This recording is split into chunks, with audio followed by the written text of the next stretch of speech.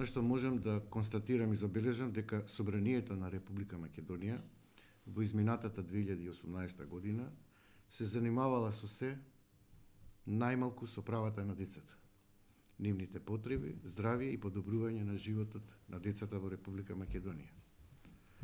Парламентот како централна институција треба да обликува и спроведува закони и да ги унапредува правата на децата.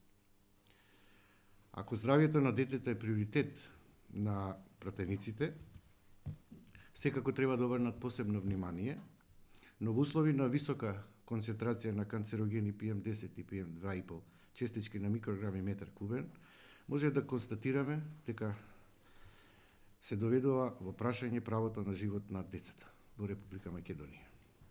Токму затоа, сметам дека пратениците треба да бидат мобилни и да бараат законски измени од нивна страна, не да чекаат некој да ги поттикнува и да ги алармира.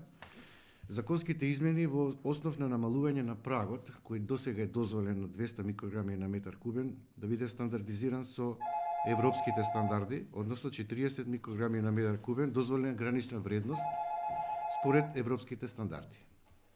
Пратениците треба да бараат овој праг на PM10 и PM2,5 да биде нивна обврска како предлагачи во измените и никако да не биде повисок од 75 микрограми на метар кубен во 2 последователни дена. Тоа е нашиот апел. Овие гранични вредности, како што нагласив, се стандардизирани и се најстроги правила во сите законодавни домови во Европската Унија и за нивото на загадување на воздухот дневната граница не дозволуваат западноевропските земји, нивните пратеници и парламенти да надминуваат 40 микрограми на метар кубен. Зошто го нагласуваме ова? Затоа што како последица на аерозагадувањето, секој второ дете во Република Македонија страда од респираторни болести.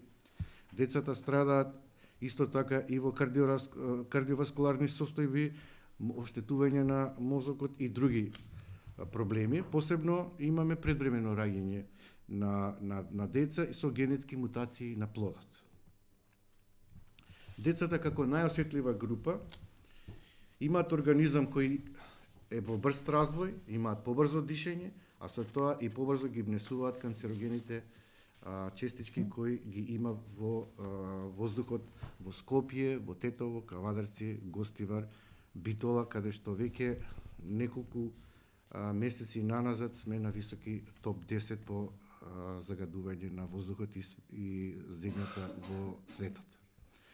Токму затоа, пред еден месец, формиравме парламентарна лоби група, составена од пратеници од комисиите за труд и социјална политика и образование и наука, со цел овој парламент, како централна институција, да ги обликува и спроведува законите во Република Македонија, да предлагаат како пратеници за да се унапредат правата на децата, да се актуализираат во собранието тековните состојби, посебно со доведување на правот на животот на децата, кои се од витална важност за екзистенција на децата во иднина, да ја повикуваат владата и релевантните институции, пред се Министерството за животна средина и просторно планирање, да дадат поголем очет за преземените мерки за да се санира состојбата, пред се да се доведе здравјето на децата на едно повисоко ниво, за да се загарантира со устав правото на човекот за здрава животна средина.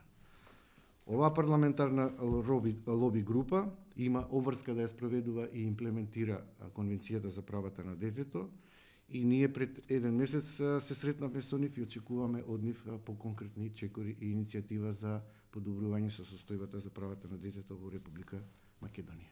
Благодарам. Благодарам. Сега повикувам колеги